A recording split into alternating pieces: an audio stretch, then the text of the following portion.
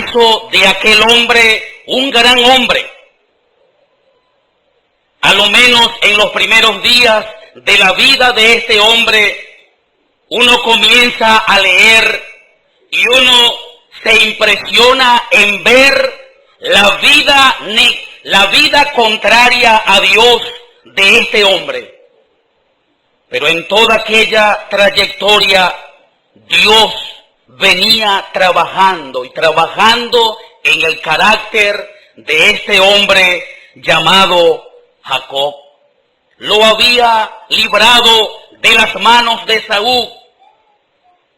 Lo había bendecido allí en casa de Labán. Lo había engrandecido. Y es maravilloso pensar cómo este hombre, uno dice, bueno, hasta aquí llegó la vida de Jacob. Pero no es así, hermanos. Aquí Dios exige más a este hombre y le dice, levántate. Aquí se confirma el pacto abrahámico. Levántate, Jacob. Acuérdate de lo que me prometiste aquel día cuando te libré de las manos de tu hermano Esaú. Acuérdate de aquel juramento. Acuérdate de aquel momento de angustia cuando, postrado ante mí, hiciste una promesa. Hermanos, esto debe llamarnos la atención, porque yo no sé cuántas promesas usted le ha hecho al Señor y no le ha cumplido, y cuántas promesas yo le he hecho al Señor y no las he cumplido. Pero aquí está Dios, el que no olvida. Estaba pensando en esa palabra, levántate, y se traduce, afírmate, cambia.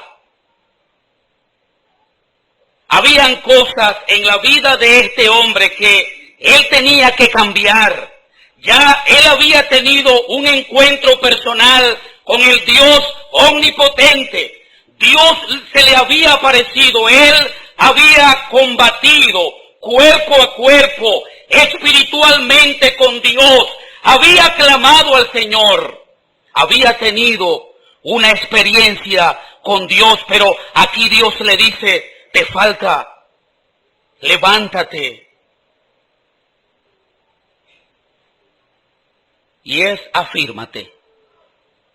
Hermanos, esto nos hace temblar, porque muchas veces usted y yo creemos que estamos sobrados. No, hermanos. Nos hace falta y nos va a faltar para que dependamos de Él. Siempre nuestra dependencia es de Él. Levántate. Hay que levantarse del sueño.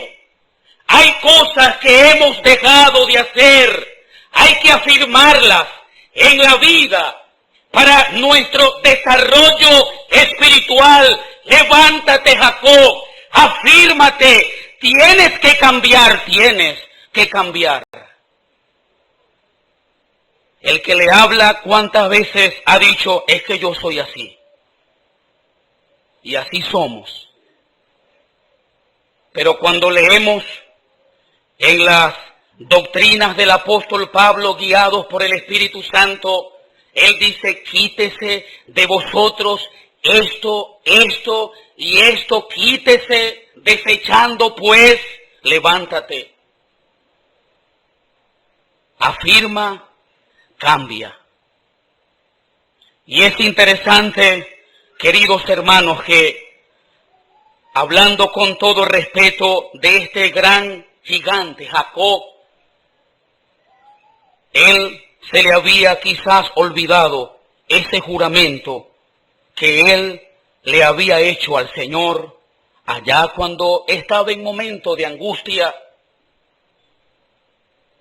¿Qué dice Eclesiastés capítulo 5? Cuando a Dios haces promesa, no te demores en obedecer lo que has prometido, porque es mejor que no te comprometas y no cumplas que prometiendo y nunca llegues a cumplir. Es un error en nuestras vidas, hermanos, pero tanto usted y yo hemos hecho una promesa en algún momento. Bueno, esta semana voy a estudiar la primera epístola a los Gálatas. Y no lo hemos hecho.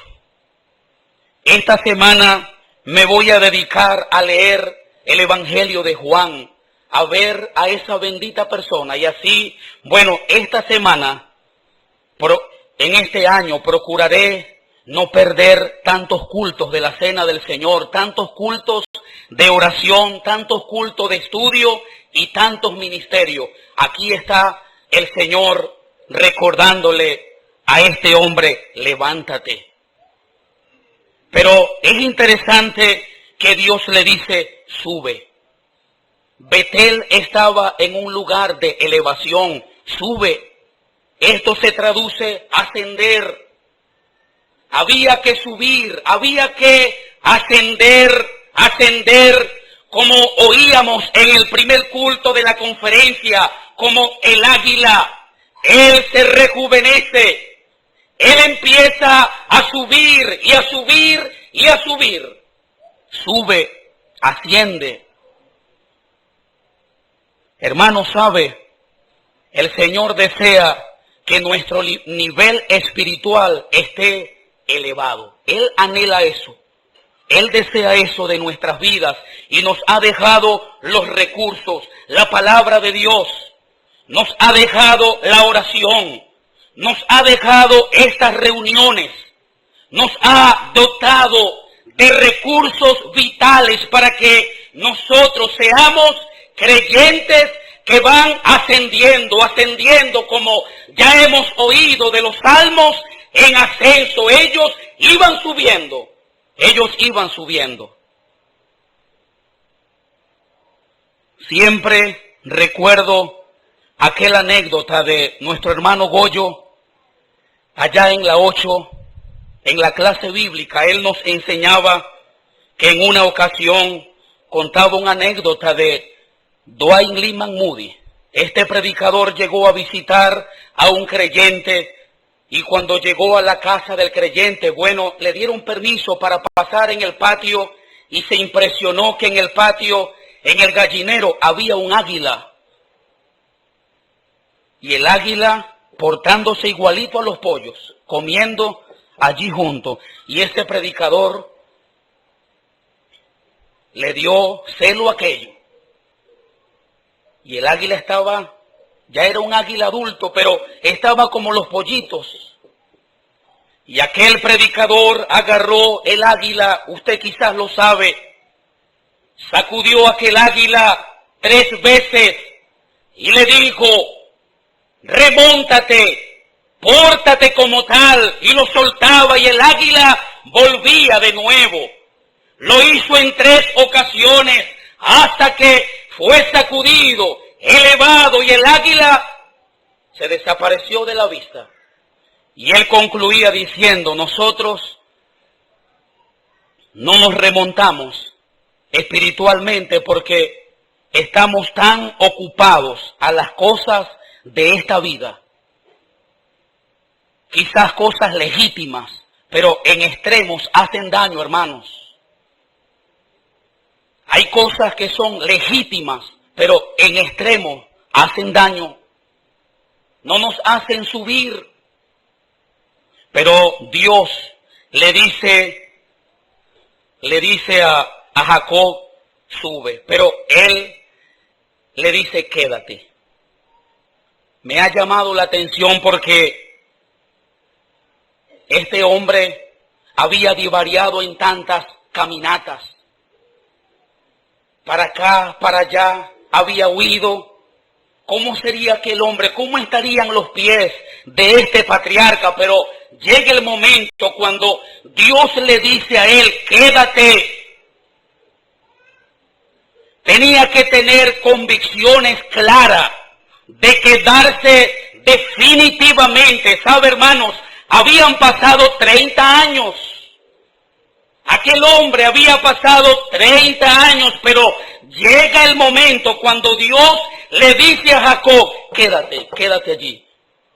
Eso habla que él tenía que tener convicciones. ¿A dónde se iba a quedar él? En la casa. Es una figura de la asamblea. Hermano, y en esto queremos hablar un poquito de la asamblea. Yo no sé, hermanos, si nosotros hemos aprendido lo que significa estar congregados al nombre del Señor. ¿Sabe, hermanos? Hay muchas congregaciones, pero ninguna de ellas el Señor ha puesto su nombre en ese lugar. Muchas denominaciones. Investigue si en esas denominaciones se hace un culto como está escrito en la palabra de Dios.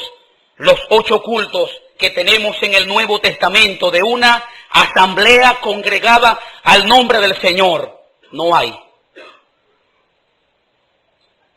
Quédate allí. El hombre tenía que tener convicciones de la casa de Dios. Hay creyentes congregados al nombre del Señor que dice, hoy participamos de la Santa Cena. Eso es un lenguaje pentecostal y denominacional. Hay creyentes que ahora se le está poniendo el vocabulario. ¿Qué pasó, varón? Es un carácter denominacional, varona. Que el Señor nos ayude, hermanos.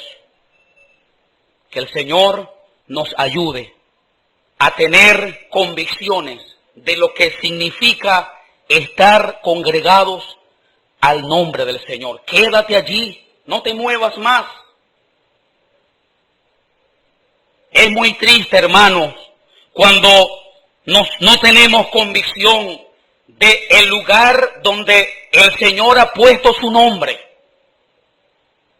Hay creyentes que se han acostumbrado a estar un tiempo en una asamblea, otro tiempo en otra asamblea, y así no están identificados con esa casa, con ese lugar que el Señor lo ha colocado en ese lugar. Quédate. Habían pasado un tiempo de divariación, caminando para allá y para acá, pero llega el momento cuando Dios le dice, quédate allí. Betel estaba en un lugar alto. Si un hermano sabe cuántos metros de altura había, por favor, me lo dice, no lo he encontrado. Pero un lugar de elevación. Es una figura de la asamblea. Allí está Marcos capítulo 14. Los discípulos le dicen, ¿dónde quieres que preparemos la Pascua? ¿Dónde quieres, Señor, que celebremos la Pascua? ¿Dónde quieres? Él dice, salid y al encuentro van a encontrar un hombre que lleva un cántaro de agua y seguidle. Y donde él entrare, allí entrad. Y me llama la atención que el Señor dijo un aposento alto, un gran aposento alto, dispuesto, preparad allí para nosotros. Esa es una figura de la asamblea. ¿Sabe, hermanos? La asamblea es un lugar alto, separado de las denominaciones. Ahora el problema, hermanos, también es la mundanalidad, pero el problema más grande es las denominaciones. Oíamos al principio de la conferencia que hemos entrado en lugares donde hay que quitar los escombros, limpiar la falsa doctrina para fundamentar un evangelio serio, un evangelio que tiene el evangelio original de Dios, el evangelio en toda su pureza, en toda su esencia. Hermanos, la asamblea, lugar de elevación. Allí estaba Betel, pero me llama la atención que Dios dice, quitad los dioses ajenos. ¿Sabe, hermanos? Para recordarnos cuando nosotros venimos a la casa del Señor, tenemos que ser creyentes limpios, estar limpios. Lo digo con temor y con temblor, porque somos tan vulnerables, ¿verdad? Pero había que estar limpio. Quitad los dioses ajenos, ellos lo quitaron. Las mujeres entregaron los zarcillos, y esta escritura me llevó a el caso de 2 Corintios capítulo 6. Qué triste ver aquella asamblea sumergida en la mundanalidad, hermanos. Es muy triste. Allí hay 5 preguntas que el apóstol Pablo hace. ¿Qué tiene? ¿Qué tiene? ¿Qué tiene y qué tiene? Y la respuesta es no hay compañerismo. ¿Por qué seguir el yugo desigual? ¿Sabe, hermanos? A veces nos es necesario recordar el yugo desigual en las esferas en la cual lo dice la palabra de Dios. Si usted está asociado con un inconverso o con una inconversa, eso es un yugo desigual. Si usted y yo estamos participando en un partido político, eso es un yugo desigual. Salid de en medio de ellos.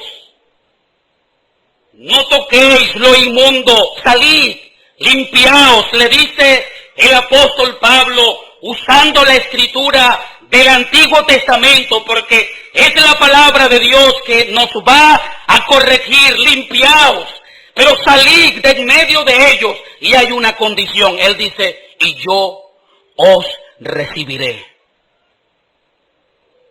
¿Sabe por qué hay tantas asambleas languideciendo espiritualmente? Porque hay mucha mundanalidad. Me dio tristeza, hermanos, oír, lo digo con temor y respeto, hermanos, oír de un anciano diciéndole a otro anciano que era extremista, porque el hermano estaba enseñando acerca del esmalte de uñas,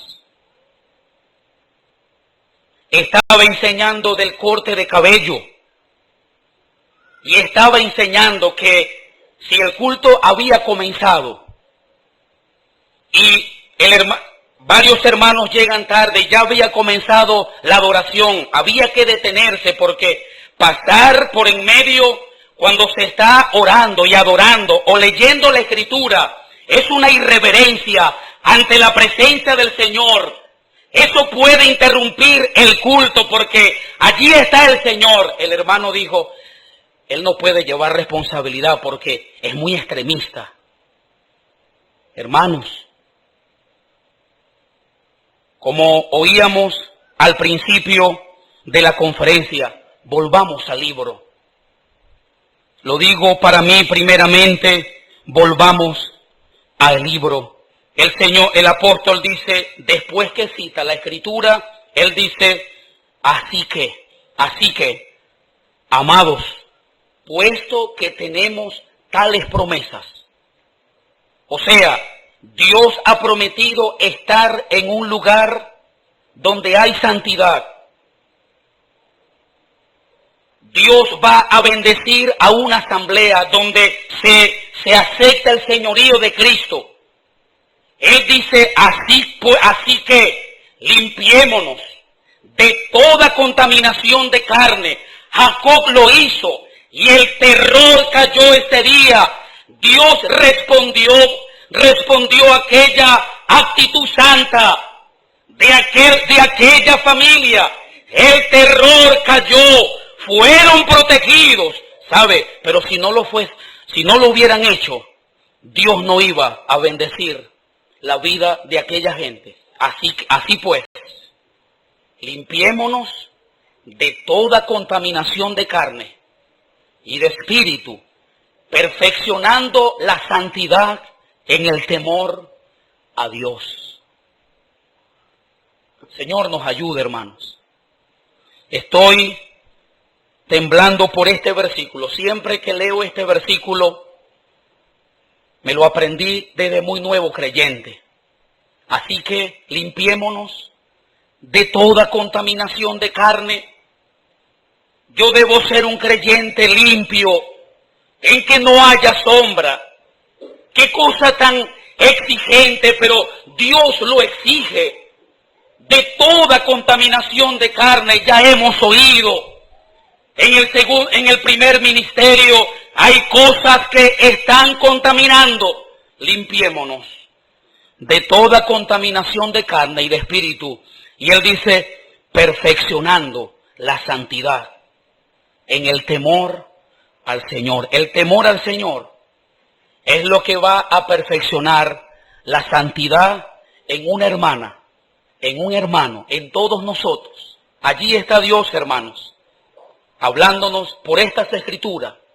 Levántate, sube, quédate y salid de en medio de ellos.